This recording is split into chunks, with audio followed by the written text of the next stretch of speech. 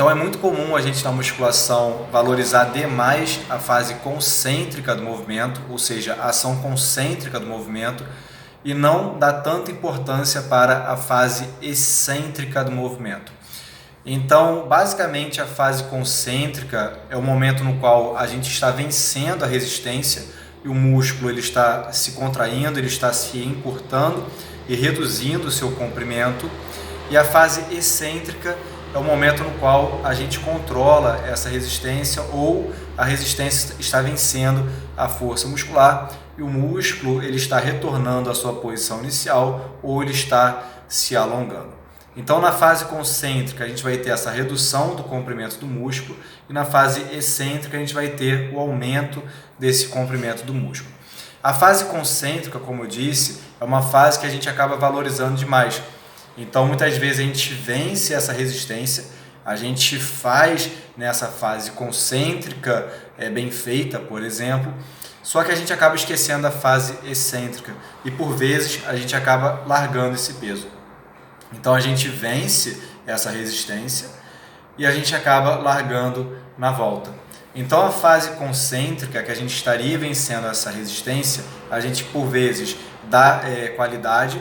E na fase excêntrica, que seria o momento no qual a gente estaria controlando esse movimento, controlando esse retorno, a gente larga. Então a gente não controla de forma consciente.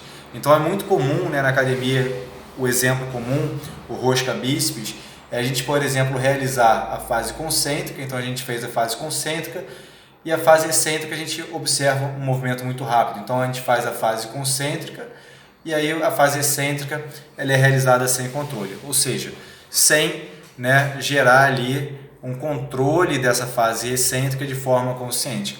Então é importante, e essa questão bate muito com a questão da consciência do movimento, por exemplo, da concentração, da contração do músculo, por exemplo, que tem se falado muito nos últimos anos, que os fisiculturistas já descrevem por muito e muito tempo.